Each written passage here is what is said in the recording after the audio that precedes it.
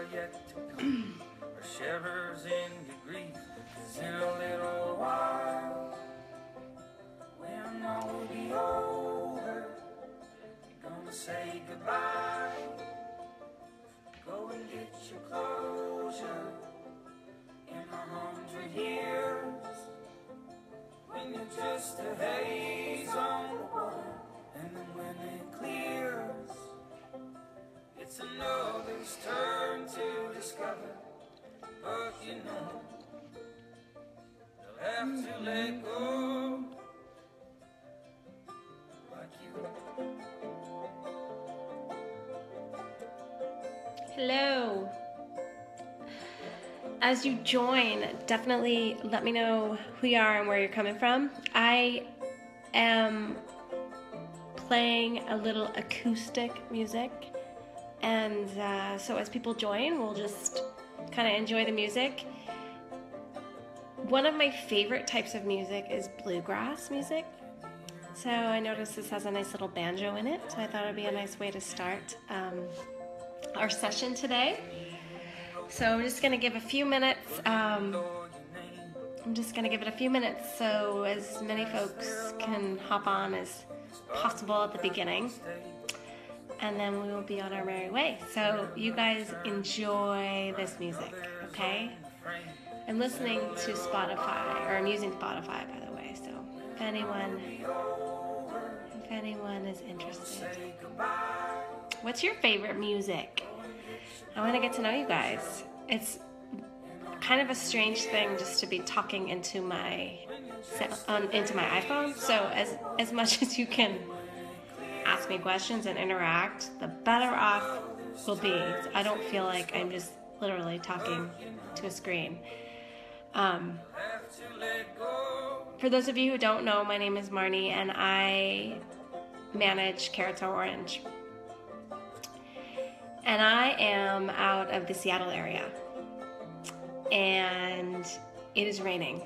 I'm having a hard time waking up today, so you'll have to excuse me. I am drinking coffee out of my favorite mug ever. How cute is this? So there's, see that? How cute is that? So I have two of these mugs. I gave them to my husband for Valentine's last year. Super cute. Okay, I'm gonna get going here now that song's over, so let me pause it. Pause. All right. So, guys, hi. My name's Marnie, as I mentioned, and I am responsible for Carrots Are Orange. carrotsareorange.com. It is a Montessori living and learning blog. So what you'll find on Carrots Are Orange are loads of authentic Montessori lessons that I learned specifically through my training. You'll learn a lot about parenting in a Montessori style, which means positive parenting, positive discipline, and that sort of thing. Lots of outdoor activities. How do you take Montessori outside, and all that good stuff. So that's a little bit about me. I want to take care of a little bit of housekeeping first. So for those of you who are just joining, this topic today is Montessori's food prep sequence. So I'm not going to go through specific lessons and show you step by step, but what I will do is give you an overview, kind of a big picture overview of what that food prep sequence looks like, to give you guys a good idea of how to approach it in your own homes and your classrooms to some extent as well. First things first, I don't want you guys to be distracted taking notes. I heard on the last Facebook Live, I was busy writing and taking notes, and so for that reason, I created a little cheat sheet for you, which is essentially the content of what I'm going to go over. And so if you go to carrotsareorange.com/food-prep, you'll be prompted to enter your email, and then you will receive that cheat sheet right into your inbox. So you can just focus on the Facebook Live, and please ask questions as we go along, so I'm not just talking at my iPhone. It's very bizarre for me. I like to talk to people.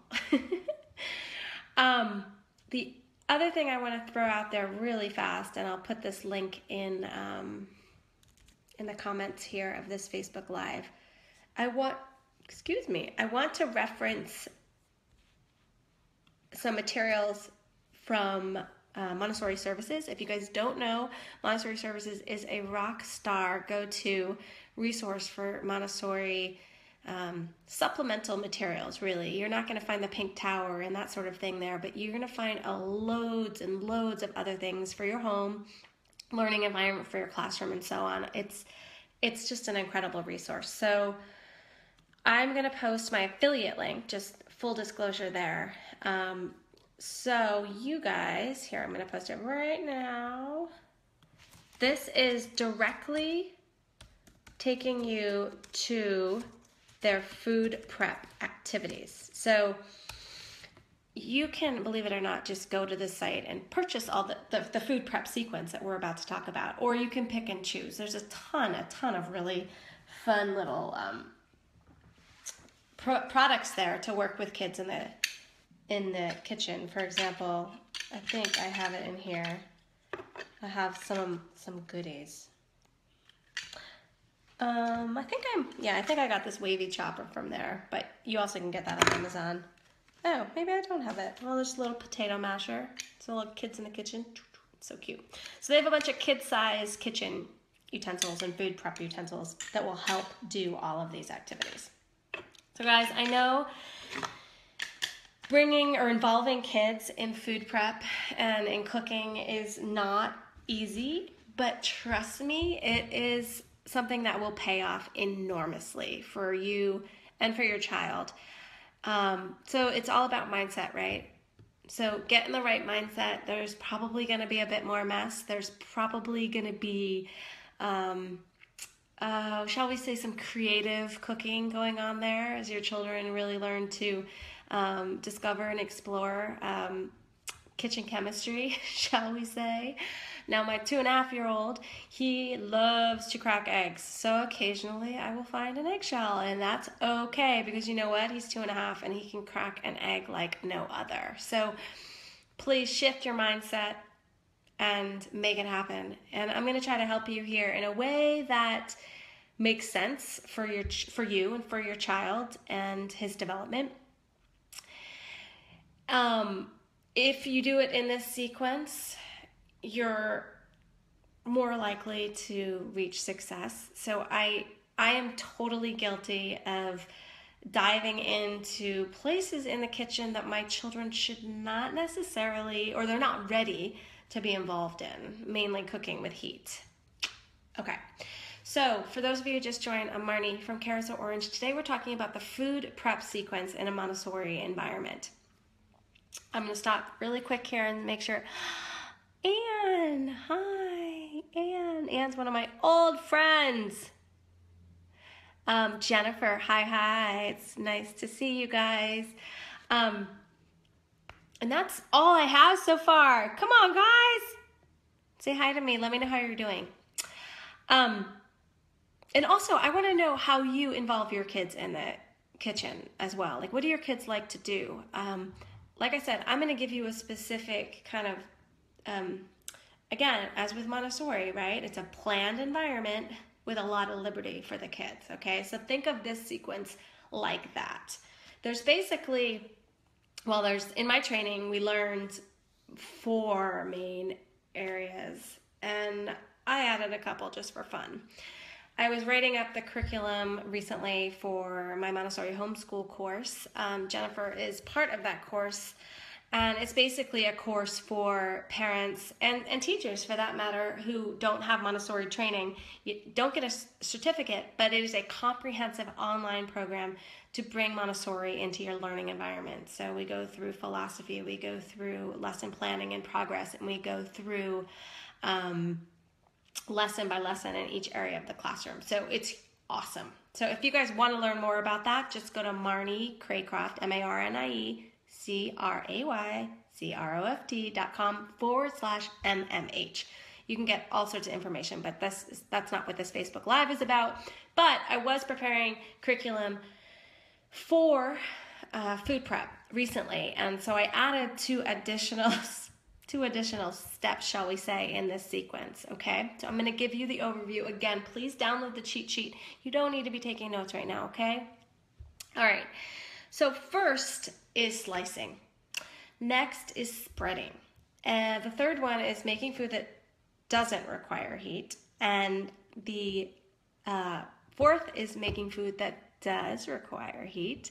Number 5 is recreating recipes. So take a recipe and use measurements to create food, hot or cold, however you choose. And then finally, the last step, which I love but requires a lot of patience, is creating new recipes. Yes, that is giving your child liberty. Okay, so there's a lot of good reasons why that makes sense in this sequence. Okay, so first we're going to start with slicing. So in the Montessori sequence, children learn slicing using bananas. Okay, so I have a little prop here. Here's my banana. I don't have a banana slicer, but they do exist. Seem kind of silly to me, but they do exist. Basically, you get a small cutting board, you get a tray, you get a napkin, you get a blunt knife, you peel the banana, you hold the banana. I know you guys can't see this, but you can just imagine it. You hold the banana down and you slice left to right in a very calm, slow, intentional way. So again, the key ingredients, the how to give a lesson. You want to move slowly. You want to use economy of words. When you are speaking, you want to speak slowly. Not too slow, but you don't want to put the kid to sleep. You want to speak in a way that is gentle, I suppose, and don't talk too much. You guys can probably tell I struggle with that. A great thing about food prep activities is that you have your snack, boom, right there. I swear to you, my kids are okay about eating vegetables and fruit, but when they prepare their own snack, they eat it up. I mean, my 2.5-year-old, he peels carrots and he slices carrots, and he eats them. So, and the same goes for my 5-year-old. They enjoy the process of doing it, and they will actually eat it. So other ideas for slicing, you can do cucumbers, you can do hard-boiled eggs, you can do strawberries. So they have those strawberry slicers too. Strawberries are kind of small. And if you're in a classroom with a lot of kids, there could be allergies as well. So just be careful with strawberries. Apple slicing is one of my favorites, and it's loads of fun to do with kids at this time of year. Kids love to use the apple core. This seems kind of big, but it works really well because they can really get their whole body weight down. It's the most adorable thing in the universe to watch my 2.5-year-old try to do this. And it's super, super easy. You've got your apple slices there. And it's kind of cool because you can easily integrate pre-math and fractions into the activity, which is awesome, right? Yes, I agree. And in terms of peeling carrots and apples and cucumbers or whatever, this peeler works perfectly fine, but Montessori Services and Amazon, for that matter, does have peelers that are a bit smaller. My kids use this just fine, but if you want to take a look at a few other types, this is just an OXO brand. And then so slicing and chopping, this is my wavy chopper. Kids love to use this as well. And again, the thing about having kids help you in the kitchen, people are so freaked out about children using knives. Oh my goodness, what if they cut themselves? What if well, you know what? That is a huge concern, and I do not blame you for having that concern, believe me. But as the guide in the kitchen or the classroom, it's really our responsibility to demonstrate and to give a lesson, okay? I'm giving you a big picture sequence of the food prep activities, but there's a lesson to each one of these. There is a banana slicing lesson. You don't just throw the banana to the kid. Good luck. Peel it, cut it, let me know how it goes. Here's some toothpicks, serve your friends. You actually demonstrate how to do it. That's part of, unfortunately, I don't go into that here in this mini training, but it is part of my Montessori homeschool course. Excuse me. And let's see. Okay, so that's enough about slicing, I think. And spreading is another thing so spreading is the next in the sequence. You've got slicing, spreading, and honestly, those can kind of go hand in hand. You don't necessarily have to move through the sequence in this way, but it does make sense from child's fine motor development especially. Spreading is great. A lot of kids love to spread. So all you need is a little spreader, and I didn't bring my spreader. Anyway, you know what I'm talking about, like a little tiny, like a butter knife or a small blunt knife. And give the child a cracker, give the child a piece of bread, give the child toast, vegetables. My kids love to take celery and chop it on up with the wavy chopper, and they take the peanut butter and spread the peanut butter onto the celery. Perfect snack, right? Boom, done. Warm butter works well, cream cheese on crackers. And again, there is a method to each of these lessons, okay? You don't just throw them a little packet of jam and a spreader and a couple of crackers and go on your merry way. You have to be methodical about it. You have to demonstrate how to do it. Otherwise, the control of error is going to be all over the place. And I literally mean that. There will be cream cheese everywhere. You'll have too much cream cheese, not enough peanut butter, all the above. So, and kids dig that. Kids like to spread things just so.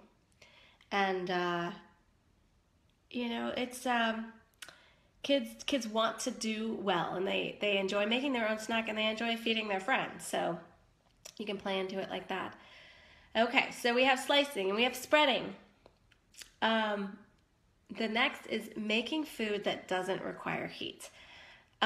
There's tons of really great recipes you can do. You can make bread without an oven. Yeah, you can. It's really, really cool. Kids love to do it. You can do the butter. You can make butter in a bag. You can make peanut butter with a food grinder. You can crack peanuts. Again, be careful with the food allergies. You can hammer nuts. You can make vegetable dip. You can do like a cheese and meat snack where they roll the cheese and meat together. It's so good for their fine motor skills. You can slice hard-boiled eggs. You can make deviled eggs. So give them a little bit of mayonnaise, give them a stir. You can make smoothies, salads. I love, or I should say my kids love, the melon baller. And this is such a great fine motor tool. They really, really get to work their fine motor skills. And you know what? It's a melon baller. They get to eat melon, which they love. My kids would ball watermelon all day long and eat watermelon all day long if they could. So watermelon's great because it's nice and soft. It's easy to use the baller. If you have a child that has particularly strong, fine motor skills, give them a cantaloupe. Challenge them a little bit. The other thing you can do is you can grate cheese. Now this is the tiniest little grater I've ever seen in my entire life, and it was actually used to grate spices in a work I did a while ago. But you can easily use a big cheese grater as well. And again, kids love to use cheese grater. Demonstrate how to use it. How does the cheese actually slice, and that sort of thing. The other thing that my kids love to do is squeeze lemons. So this is a big tool for kids. And, to be honest, I don't know. There's probably a smaller one out there. But my kids love to slice the lemon, put it in here, and squeeze. This is phenomenal fine motor work. It really strengthens their hands. And then they like to put the lemon. My kids, they call it lemonade. They just put it in some water. And, it's a nice little snack. And that's the other thing. You can make tea, not an iced tea necessarily, but you can make a tepid tea using herbs and lemon and so on. There's so many possibilities. You guys just be creative, okay? I'm going to stop really quick here and say hi to some people. Oh, hi, Deborah. Hi, Fern. Hi, Elba. You guys are awesome. Okay, that's it. That's all I got. That's my love there. Jeez. Where was I? Okay, sequence of food prep. We've got slicing, we've got spreading, we've got making food that doesn't require heat. And now it's gonna get really, really good. So we have making food that does require heat. Oh, I know. It's gonna be very, very nerve-wracking, but kids love it. And as long as you prepare the environment, you're going to be golden. You prepare the environment, you demonstrate, you give solid lessons. You will know if the child is not ready for it. And if the child isn't ready for it, then take a step back and give another lesson. And you know what? For those of you who are parents at home, you can give lessons. Demonstrate to your kid. Don't just, it doesn't have to be something that happens in the classroom. Okay, so making food that does require heat. Okay, applesauce, perfect timing for that. Kids love it. It's super, super easy. It involves slicing, peeling, chemistry, and cooking. And I mean, it's just, there's so many possibilities. And I mean, you can, pizza. One of my son's teachers loved to make pizza with the kids. And again, it's easy to do. You can even make the dough, which is pretty cool, right? You can take it step by step, right? All the way through to the cooking part of it and the eating part of it. It's awesome. And you can make sweet treats, of course, scones, and then foods from other country. I think it's a great way. Food prep or food in general, and making a snack is a great way to integrate culture and geography learning into the classroom. And you can make different pasta dishes and so on. So we've got slicing, we've got spreading, we've got make food that doesn't require heat, make food that does require heat. Number 5, recreate recipes using measurement. And I love to use, oh my goodness, I'm going to forget the name of the book. I will leave it in the comments, but it is awesome. It's a visual cookbook for kids. It's awesome. So I highly, highly recommend break it down into steps. Find visual cards. I have some I can send you guys for the recipe so the kids can follow boom, boom, boom, boom. Don't make it too complicated, right? Because you don't want the kid to get too lost, or you can judge your child. So observe your child and see where they're at. So use step-by-step visual recipe cards to allow the child to create that recipe and to complete that work cycle. The cool part about recipes is that you're introducing all of this pre-math work, right? So you've got to use a measuring cup, and you've also got to introduce science, right? You've got to talk about the chemistry and why it matters that you only have a half a cup of this and a teaspoon of that, okay? Because the kids will learn pretty fast, right? If there's an error in measurement there. And hey, I've been there, I've done that. But you know what? It's a great lesson. I don't like wasting food, but it's a great lesson. Finally, create new recipes. Now, this is super fun. And like I mentioned at the beginning of this Facebook Live, food prep and involving kids in the kitchen is all about, well, I won't say it's all about. It's about, a huge part of it's about mindset. Okay, so you've got mindset, and my mother keeps texting me, I love you, Mom, but I can't text you right now, okay? It's about mindset, about preparing yourself, preparing the environment, and then giving the lessons. I know it sounds totally crazy. Okay, seriously, Mom, stop. Okay. I know it sounds a little bit crazy, but just let kids go. I mean, think about it a little bit ahead of time, and in terms of what ingredients you're going to set out and allow them to. Oh my gosh, I think my mom just had way too much coffee because she's texting me like a maniac, and it's very distracting. I apologize. So creating new recipes, you set out ingredients that you know won't cause too much havoc in mixing, but really ask the questions along the way. Ask the questions before the child starts. What do you want to make? What do you think goes into that recipe? What should we add? Or how much of this? How much of that? You really get them going, and you really get them to own it and to problem solve and to really think critically about what they want to create. So it's a lot of fun. I highly recommend it. Chances are you're not going to end up with anything too awesome, but definitely document the recipe, and you got to complete that work cycle, and then the child owns it. It's just wonderful to see the child own it. And then it's also, as I mentioned, you've got math, you've got science. There's so many possibilities, guys. So that is the sequence of food prep activities. Like I said, there are lessons within each of these areas that I am not going to go into during this Facebook Live, but I obviously go in depth within food prep within my Montessori homeschool course. If you guys are interested in that, marniecraycroft.com/MMH. I think I just remembered, I think it's called Pretend Soup, the name of that kid's cookbook, but I will definitely leave it in the comments for you guys. There is a cheat sheet that you guys can get, carrotsorange.com/food-prep. And that is a cheat sheet of everything I just talked about in this food prep sequence: slicing, spreading, making food that doesn't require heat, that does require heat, recreating recipes, and creating recipes, as well as tons of ideas that go within each of those areas.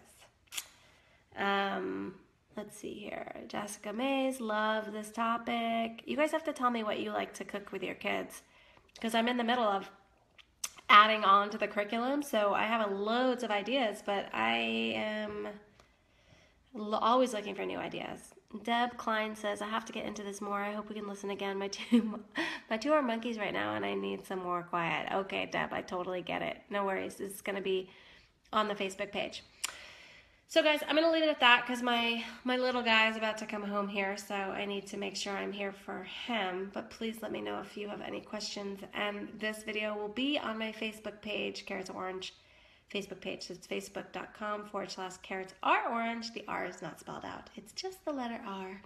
Be sure to subscribe to my Facebook Live so you know when I am going live. I try to give you guys a little heads up, so hopefully that helps. Please let me know if you have any questions. I'll add those links into the comments so you have them. Other than that, I am going to say goodbye for now.